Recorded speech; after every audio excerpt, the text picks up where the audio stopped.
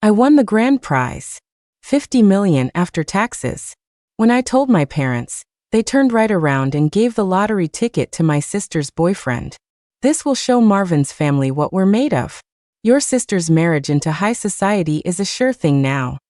What they didn't expect was this. The next day, Marvin took the money and fled the country.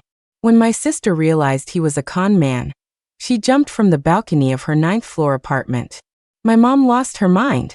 That night, while my dad and I were asleep, she set a fire that killed our entire family. When I opened my eyes again, I was reborn on the day I won the lottery. The terror and despair of being trapped in the fire were still burned into my memory. My body trembled, and I snapped back to the present. Before me was a happy family of 3. I was the outsider. The table was covered in all my sister's favorite dishes. My mother, with a fawning smile, kept putting food in my sister's bowl.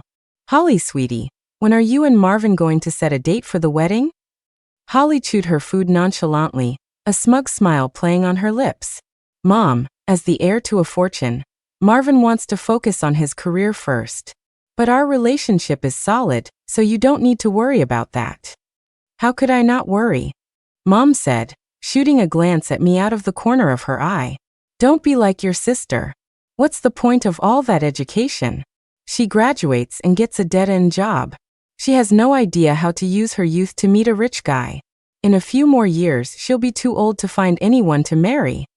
Hearing this, Holly lazily lifted her eyes to look at me. She sneered. That's true. When I dropped out of high school, you and Dad took turns lecturing me. But now you see which of your 2 daughters is actually worth relying on, don't you? My mom chuckled. I know. But don't mind your mother nagging. You have to lock down this marriage with Marvin. You're not the only one with her eye on a prize like him. Find a chance to get the papers signed and avoid any last-minute drama. My dad, who had been eating in silence, couldn't help but chime in. Your mother's right. I ate quietly, not participating in their conversation. I tried to make myself as invisible as possible.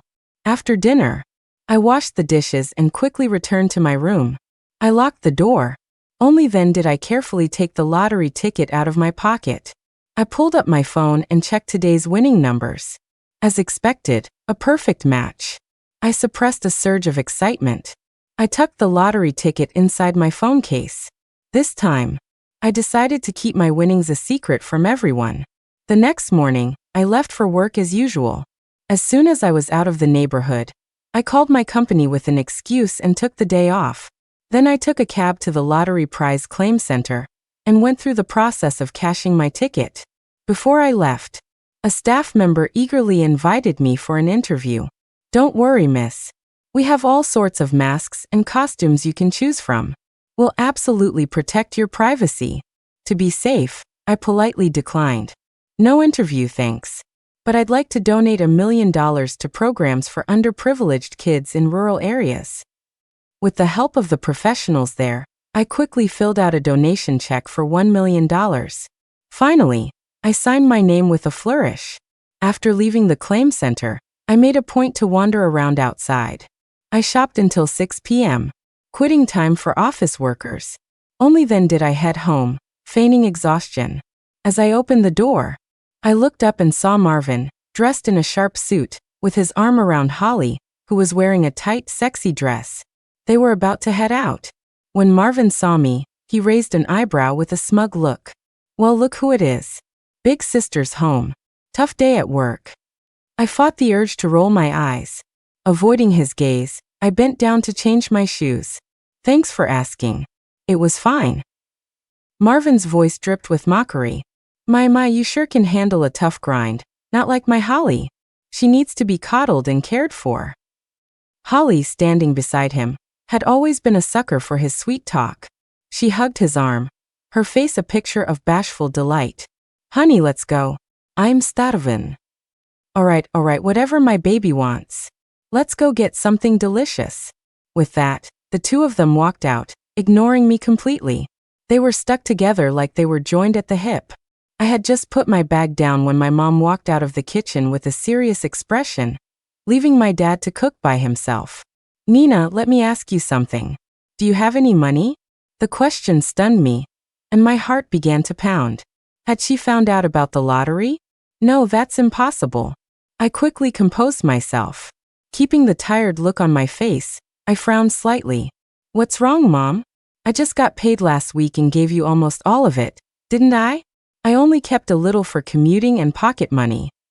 My mom's lips thinned, and her sharp eyes scanned me from head to toe, clearly not believing me. You haven't saved anything after all these years of working? I thought for a moment and decided to play along. A little. Not much. How much? Around $8,000, I guess. From her expression, I could tell she wasn't satisfied with that number. But she sighed and quickly accepted it. Every little bit helps. Give me the money. I frowned, pretending to be reluctant. Mom, that's all I have. What do you need it for? Seeing my insistence, my mom realized she couldn't hide it and told me the truth. Your future brother-in-law has run into a little trouble with his business and needs some capital urgently. I immediately understood. So the con man couldn't wait any longer and was starting to make his move. I reminded her, Mom, isn't his family super rich? Why would he need to borrow money from a regular family like ours? My mom shot me a glare. What do you know? Marvin wants to prove he can make it on his own, without relying on his family. That's how he'll earn his father's approval and get control of the family business. Borrowing money on his own is also a test of his social network, a trial set by his family. Besides, a great guy like him has women throwing themselves at him. Even though he's devoted to your sister, he still hasn't mentioned marriage. If our family can help him out when he needs it, if we can show our sincerity, your sister's dream of marrying into a wealthy family will come true. I nodded along as I listened. I was marveling at how skilled this guy was at scamming people, to have brainwashed my mother so thoroughly. When I didn't immediately agree, my mom grew impatient. You have to give me this money. If you mess up your sister's marriage, you'll be ruining this family's future. I felt a profound chill, but I held on to one last shred of hope. Mom, I'm your daughter too. Do I mean nothing to you? Ha, daughter. My mom's gaze turned to one of disgust. Have you ever treated me like your mother? I broke you up with that broke loser, and you've spent the last few years deliberately not dating just to spite me. You're this old and still not married. Why should I keep investing in you? That was it. The sting in my heart only strengthened my resolve. I silently walked back to my room and took out a bank card with a balance of just over $8,000. Mom, all my savings are here. What if what if we never get it back? If we don't, I'm not paying you back. Just consider this money a buyout of our mother-daughter relationship. And don't forget, if your sister successfully marries into a rich family, you'll benefit too. Besides, I raised you, and I spent a lot of money on you. Consider this a repayment. I nodded. I remembered how she had mercilessly burned the entire family to death in my past life. 1,000 emotions swirled inside me, finally settling on a single word: fine. Once the borrowing situation had settled down for a bit, I decided to use some of my winnings to buy a house. I had long wanted to move out and live on my own, but my finances never allowed it. Now that I had money, it was time to plan for my own future. I went to the most exclusive gated community in the city. When the sales agent asked what kind of property I was interested in, I gave him 4 words: the biggest and most expensive. The handsome agent then led me with a bright smile to a tour cart headed for the Villa District.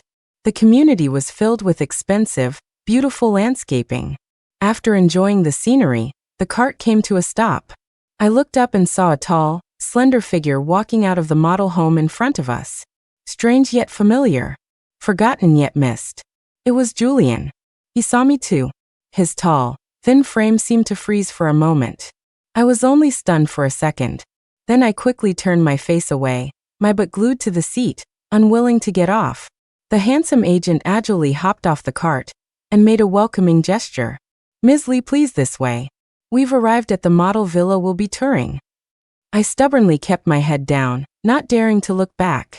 I know, it's just nature calls. I need to find a restroom. The agent's smile didn't falter. The restroom is this way as well. Please follow me.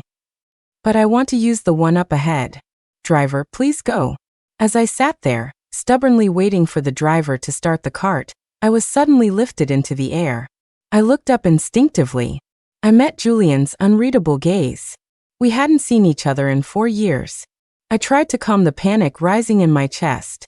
The sales agent standing nearby was completely bewildered. He looked at Julian dumbfounded. Mr. Vance, good afternoon. Do you and Ms. Lee know each other? Mr. Vance? I froze in surprise. I looked at him again. Julian looked down at me, a self-deprecating smile on his lips. I'll take Ms. Lee to the restroom. I stayed in the restroom for a long time. I had to mentally prepare myself before I could slowly walk out. The young sales agent had disappeared at some point. Only Julian was standing at the end of the hallway, waiting for me. When I appeared, his gaze met mine and he smiled slightly. May I be the one to show Ms. Lee the model home? I nodded and quietly followed behind him. As Julian showed me the house, he professionally described its design style and concepts. I was only half listening. Several times, I accidentally met his gaze, only to quickly turn my head and look elsewhere. When we were touring the master bedroom, I casually walked in and looked around. When I turned back, Julian's tall figure was blocking the doorway. I instinctively avoided his eyes and looked down. Excuse me, please. Not only did he not move, but he suddenly grabbed my hand, his eyes falling on my fingers. Ms. Lee, you aren't married yet? My face flushed. I followed the line of his long fingers up his arm and retorted, not wanting to seem weak. Neither are you. Julian said, his gaze on me growing intense and restrained. I've been waiting for you. My hand trembled. And what about you? Have you been waiting for me too? Julian and I were college sweethearts. The year we graduated, my parents came to my commencement ceremony. After they found out about Julian, they mocked and humiliated him in front of all my classmates. So you're from some tiny town in the middle of nowhere? My daughter tells me you get good grades, that you win the school scholarship every year. Is that because you really love to study? Or is it because your family's so poor you need the money to send back home? I don't care what your relationship with my daughter is, but her father and I are making it clear right here, right now. Our daughter will never marry a poor man. That day, under the gossiping stares of our classmates, Julian, his eyes red, handed me a bouquet of fresh flowers. His voice trembled slightly as he spoke. Nina, congratulations son graduating. I gripped his hand tightly, wanting to apologize before he left. But before I could get the words out, my mom quickly pried my hand away. She pulled me to her side and jabbed a finger at my head, shouting, "Have you no shame? A girl chasing after a man like that. If you don't care about your own dignity, I still care about mine. Ma'am, please don't yell at her. I know what to do." After saying that, Julian forced a smile at me and turned to leave. I watched his lonely, dejected back. All contact between us ended that day. Reunited after so many years, Julian and I laid our cards on the table. About what happened back then, I'm so sorry. My mom has a foul mouth. You don't have to forgive her, but please don't take what she said to heart. I didn't, Julian said, his eyes filled with unabashed affection and resolve. Nina, I want to pursue you again. I have money now. Your mom might approve of us. How much money? The community we just toured? My company developed it. Hearing that, even I, a secret millionaire, couldn't help but take a sharp breath. A conservative estimate would put my net worth around $250 million. When I got home that evening, my parents and sister were sitting on the sofa, their laughter filling the house. When they saw me, Holly, sitting between our parents, looked at me smugly. "Sis, Marvin proposed to me tonight." "Is that so?" I said with a calm smile. "Well, congratulations." Holly's lips curled into a cold smirk. "Ever since we were kids, you've loved playing the big sister, telling me to study hard, to be a good judge of character. Now our lives are worlds apart. Do you have anything to say about that?" I changed my shoes, stood up straight, and looked seriously at Holly's perfectly made-up face. "You probably don't want to hear what I have to say. I'll hear it one last time. Consider it a little favor from a younger sister to her older one." I paused for a moment before speaking. "My advice is don't marry Marvin." The moment the words left my mouth, a flash of anger crossed Holly's eyes, and then she laughed. I knew it. You're jealous of me. Ha ha ha ha ha. Mom, did you hear that? Your eldest daughter is trying to stop me from marrying into a rich family, trying to stop our whole family from having a better life. My mom heard. She shot up from the sofa, walked over with a look of disgust, and poked me in the head. Did all that reading make you stupid? This is an opportunity our family scraped together everything for.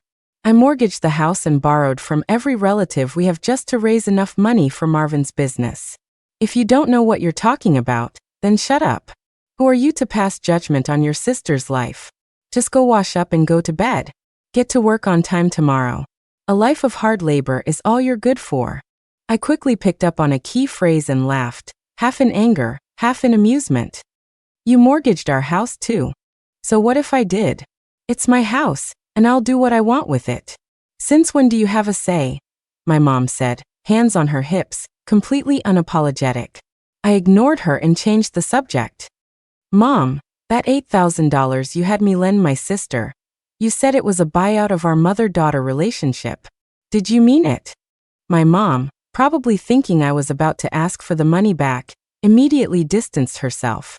I meant what I said. Good. I'm moving out tomorrow. Before my mom could speak, Holly started clapping. Wow sis, such integrity. You won't touch a single penny of a fortune that has nothing to do with you, huh? I patted her on the shoulder and smiled. This once-in-a-lifetime fortune? My beloved sister deserves to enjoy it all by herself. The next morning, a moving truck appeared downstairs right on time. The movers efficiently packed my belongings and loaded them onto the truck. As soon as the truck drove away, I hailed a cab and left the home I had lived in for 28 years. It would be a while before my newly purchased villa was renovated and ready to move into. In the meantime, I rented a high-end apartment far from my family's home. It was located downtown and had excellent concierge and security services. If they ever found out I lived here, I wouldn't have to worry about them showing up and causing a scene. But on the day I moved in, it seemed the resident across the hall was also moving in on the same day. I stood in the hallway, watching two teams of movers carry different furniture into the two opposing apartments. For a moment, I thought it was quite a coincidence. That evening, after my things were all unpacked, I brought a fruit basket and worked up the courage to ring the doorbell across the hall. I figured since we'd be neighbors for a while, it would be good to get acquainted in case we ever needed to help each other out. I never expected the person who opened the door to be none other than Julian, who had just asked to get back together a few days ago. He leaned casually against the doorframe, a slight smile on his lips. Nina. What a coincidence. Even if I were a complete idiot, I wouldn't believe that him moving in on the same day was a coincidence. You had me investigated? Julian held up his hands in a gesture of surrender, a look of innocence on his face. This apartment complex is also owned by my company, so when you rented a place, I found out. So you were stalking me. I just wanted a better shot at winning you over. What did I do wrong? Seeing Julian say this with such a straight face, I felt an uncontrollable flutter of nervousness. I turned to run, but Julian grabbed the handle of the fruit basket. Isn't this for me? Take it. I let go of the basket, but his other hand caught my wrist. I can't eat all this by myself. Come keep me company. Before I could refuse, he tugged on my wrist and pulled me inside. In the days that followed, I deliberately made repeated mistakes at work. My boss, at the end of his rope, grit his teeth and fired me. I took my severance package and happily left the company. I was systematically cutting all ties to my family of origin. Soon, the only way they could reach me was by phone. They had no other way of finding out anything about me. One day, I was grocery shopping with Julian, picking up some household supplies. I suddenly got a call from my mom. She said she had good news to announce and wanted me to come to dinner at a private room in a hotel that night. I agreed without a second thought. After hanging up, I noticed Julian looking unusually anxious. Do you need me to drive you there? He asked cautiously. I shook my head and took his hand. You're coming with me tonight. Julian grew even more nervous. His flattered expression was tinged with a hint of shyness. Should I bring proof of my assets? I gave his head a playful tap. Don't be silly. We can be happy with our wealth, So why would we give them a chance to leech off of us? Tonight, you just follow my lead. That evening, Julian and I arrived at the hotel on time. The elevator doors opened. As I looked at the restaurant's opulent decor, I couldn't help but think, Marvin really went all out to pull off this final, massive scam. Fortunately, Julian and I had also come prepared. He walked behind me. He uncomfortably tugged at the oversized shirt I had bought for him at a street stall. Nina, are you sure it's okay for me to wear this? I walked over and gave him a big hug. It's fine. Trust me. Tonight, just watch for my cues. Julian nodded, as obedient as a puppy. Okay.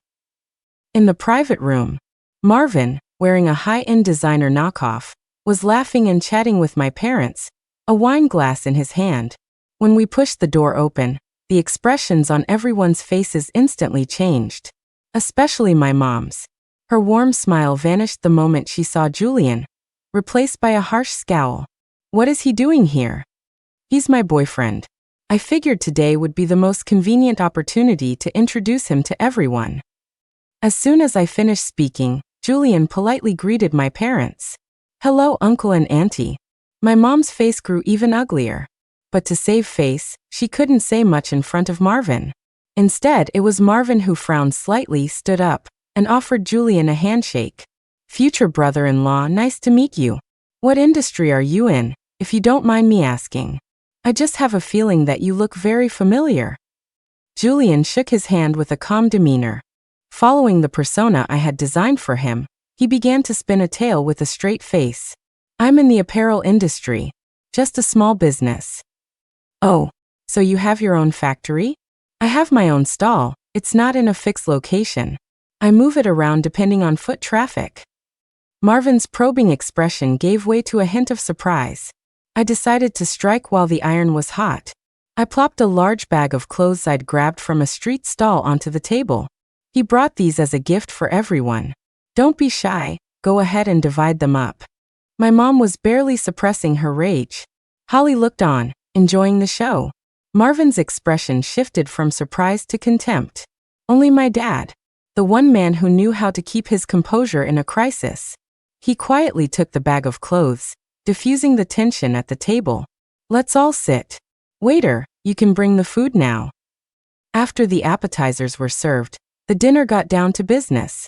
Marvin and I have some happy news to announce, Holly said, clinging to Marvin's arm, her body practically draped over him. I'm pregnant, so we're planning to move the wedding up to next month. Hearing this news, my parents' faces broke into enormous grins. Really, Holly? That's wonderful. Wonderful. A baby is wonderful. A wedding is wonderful. I took a sip of soup, feeling that there was more to the story. I asked directly. There must be something else you have to announce, right? Marvin also put down his knife and fork. Big sister has been around the block in the working world. You're sharp. Here's the thing. Since Holly and I are about to start a new family, I won't hide my work situation from you all. There's a big project my father has entrusted me with, and I still need a lot of money to grease some wheels. My brother is also secretly eyeing this project. Basically, whoever lands this project will inherit the largest part of the family's business. Since we're all about to be family, I won't be polite. I was hoping Mom, Dad, Sis, and future brother-in-law could see if there's any way you can help me out. What he said was more or less what I expected. I felt a sense of relief and comfortably took another sip of soup. When I looked up, I saw my parents and Holly all staring at me. They seemed to be waiting for me to respond. I don't have any money, I stated bluntly. I used to give my monthly salary to our mom. The $8,000 I saved up over the years was also taken by Mom as a buyout of our relationship. I got laid off and don't have a job. I'm currently renting a place in a rundown part of town. Julian took my hand and squeezed it tightly. He looked at Marvin earnestly. If you need it, brother-in-law, once I clear out my warehouse of clothes, I can lend you the money. My mom couldn't take it anymore and cut Julian off. Oh please. How much could a few pieces of street stall junk be worth? Don't embarrass yourself. Julian nodded and looked at my mom sincerely. So Auntie, you have a plan?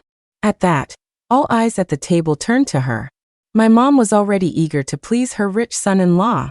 And with Holly pregnant, our family was in a tight spot. Under the pressure of everyone's gazes, my mom announced loudly, "Since we're family, I'll support my son-in-law even if I have to sell the shirt off my back." Marvin applauded gratefully, but I, refusing to give up, asked one more time. "Our house is mortgaged, and you've borrowed from every relative we have. What else is there to sell?" "That's none of your business," my mom glared at me. "Shut up and eat." It was best if it wasn't my business. I was able to smoothly withdraw from the whole scam. Soon, when I heard from a relative that my parents had moved into a rental apartment less than 500 square feet, I knew they had sold the house and the car. "Nina, dear, I trust you. Tell your aunt the truth. What's going on with your family? Your mom borrowed $25,000 from me a while back. Can you still pay it back?" I leaned back in a massage chair, enjoying the moment. "Auntie, my mom has already disowned me, so you'll have to ask her about that. But my sister is about to marry into a rich family. The wedding is next month. Your money is safe, don't worry." On the wedding day, Julian and I were up early blowing up balloons and putting up decorations. We did our best to make the tiny, 500 square foot apartment look festive. He saw how tired I was from blowing up balloons. He made one phone call, and a group of his company's interns showed up. My parents were terrified when the interns flooded into the small apartment. Julian calmly explained, "These are just some of my regular customers from my street stall. They're really nice and wanted to come help." The interns, who had been briefed beforehand, nodded obediently. They worked tirelessly and soon had the place looking festive and cheerful. As they left, each of them received a full-time job offer from the company, and they couldn't stop smiling.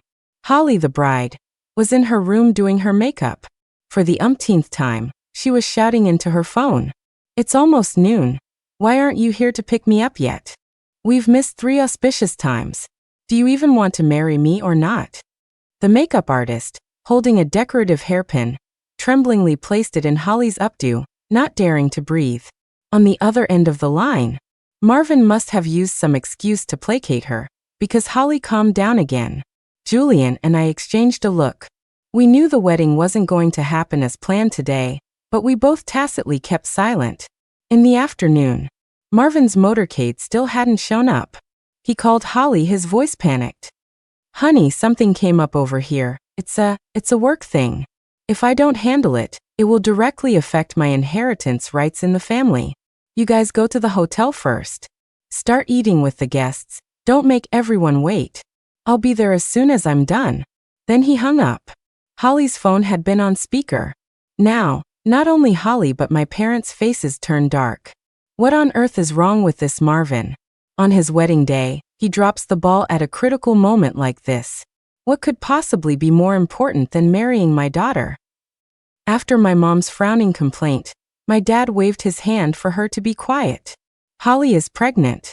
Let's not get worked up. We'll do as Marvin says. Let's go to the hotel and eat while we wait." I nodded from the side. "Right, let's go to the hotel. We've been busy since this morning and haven't eaten a thing. Everyone's hungry." "Eat, eat, eat, that's all you know." Holly, who had been bottling up her anger all morning, finally snapped and screamed at me. Julian immediately stepped in front of me, shielding me. He looked directly at Holly and said in a serious, solemn tone, "I'm hungry too." Me. The wedding ceremony went on as planned, except the groom was absent. For every part of the ceremony, Holly stood on stage in her white wedding dress, her face dark as she went through it alone. The guests had never been to a wedding with only a bride before. While they feasted, they also feasted on the gossip. "Hey, do you think the bride and groom had a fight? I heard the groom hasn't shown up at all since this morning." "What? So is the wedding still on or?" "Of course it is. Look, the bride has to show up even if she's alone. I heard the groom's family is crazy rich." "What's the groom's name?" "I saw it on the welcome poster at the entrance. It's Marvin." "Marvin? Have you ever heard of a guy like that?" "Nope. Me neither. It's weird. The rich families in this city are all well known. I think the richest one is a Mr. Vance." Julian and I paid them no mind. We sat in a corner, stuffing our faces. I never thought the best meal I'd ever have would be at my own sister's wedding reception. I said, chewing on a piece of lobster, my voice thick with mock emotion. Julian stopped eating his shrimp and looked at me seriously. Nina, you're just really hungry, I promise. Our wedding reception will be even more delicious than your sister's. Puffed, I said, spitting out a piece of shell I hadn't peeled properly, teasing him. Who said I was going to marry you? Julian's lips formed a hurt pout. Seeing that I was struggling with the shrimp, he started carefully peeling them for me. Just as I was about to say something to console him, the groom appeared. The main doors were pushed open. Marvin, wearing a black leather jacket and a baseball cap, was escorted in by several police officers. The guests all stopped eating, their gossiping eyes converging on the scene. When there's drama to be had, who needs food? Holly, who had been standing on stage with a gloomy expression all day, suddenly came to life when she saw Marvin. She stumbled down from the stage and ran to the police officers. Excuse me, what did my husband do? Martin Miller is your husband. Ooh. A police officer pulled out an ID card. This man's real name is Martin Miller, age 34. He's a habitual con artist we've been tracking for years. We received an anonymous tip from a concerned citizen and arrested him at the airport as he was attempting to flee the country. Holly swayed, staring in disbelief at the man who had been deceiving her for so long. You've been lying to me this whole time? As a con man, Martin's acting skills were not to be underestimated. Even now, with his identity exposed, he was still shedding crocodile tears. Honey, I was wrong to lie to you, but my love for you is real, believe me. I believe you. Holly wiped the tears from her face. The next second, she suddenly lunged toward the nearest guest table, grabbed a fork, and charged at Martin. I believe my foot. I'll kill you, you bastard. Unfortunately, before the fork in her hand could touch Martin, the two were separated by the well-trained officers. Ms. Lee, please calm down. Your actions constitute assault. Martin, hiding behind the police, continued his shameless wailing. Go on. Kill me. If it will make you feel better, then kill me. My crimes are unforgivable. But honey, please remember that our child is innocent. He shouldn't have mentioned the baby. The moment he did, Holly's screams became even more frantic. As she screamed, she suddenly clutched her stomach and collapsed to the floor. The officer closest to her immediately rushed forward to check on her. At that moment, we all overlooked one person, my mother. My mom suddenly grabbed a tureen of hot soup from the main table and rushed toward Martin. While no one was paying attention, she swiftly splashed the scalding soup all over him. She even precisely slammed the empty tureen on his head. This time, Martin's tears were real. When a 34-year-old man truly cries, you can tell the difference from his previous acting. Every howl was filled with genuine emotion. My mom, like a crazed monkey, leaped and scrambled about, surprisingly agile for her age. You little punk. You dared to scam my family. Not only did you get my daughter pregnant, you made fools of us all. Officers, please execute him. Scum like him doesn't deserve to live. My dad pushed through the crowd to my mom's side.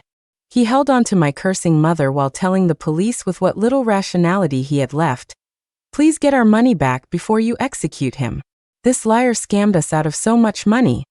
At these words, the relatives who had been gleefully watching the drama from their tables could no longer sit still. It turned out the money they had lent had all gone into this con man's pocket. One by one, like a herd of wild boars, they charged forward, howling. My aunt was the first, grabbing my mom's arm. Carol, I only lent you my retirement money because I trusted you. You have to pay me back, no matter what. Exactly. You swore on your life your daughter was marrying into a rich family. I lent you my coffin money behind my husband's back. If he divorces me, I won't let you off easy. More and more relatives crowded around, demanding their money back. Seeing that she couldn't handle it, my mom simply lay down on the floor and started thrashing around. I don't have any money, just my life. Go on. Take my arm and sell it. My dad quickly threw himself on top of her to stop her, pointing a finger at Martin. All your money is with him. Ask him for it. With that, the crowd swarmed toward Martin. My sister's wedding made the news and became the biggest joke in the city. My mom took Holly to the hospital for an abortion. After the procedure, Holly, weak and drained, ran away from home. 2 months later, I heard from one of her friends that after leaving home, she found a job as a hostess in a nightclub to earn money to pay off the debts.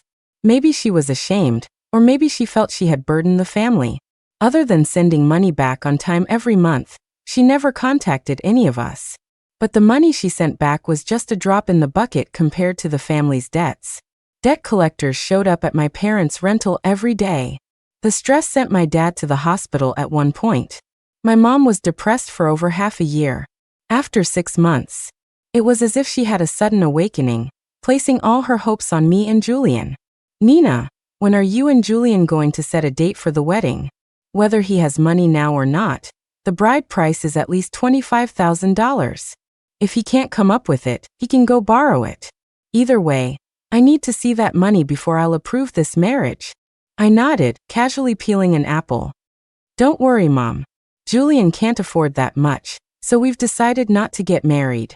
You think your daughters are such a great catch you can sell them for a high price, but I'm telling you, you're going to be left with nothing. I handed her the apple. We can't afford much nice food in this house, so just have an apple. I'm leaving. Julian and I have to go set up our stall. If we're late, we'll have to fight another vendor for a spot. With that, I left amidst my mother's sighs. Down in the parking garage, I got into my new sports car, which I had deliberately parked in a corner, stepped on the gas, and sped out of the old neighborhood toward my downtown condo. Before I even got home, I got a call from Julian. Honey, where do you want to go for our honeymoon? Paris or Bali?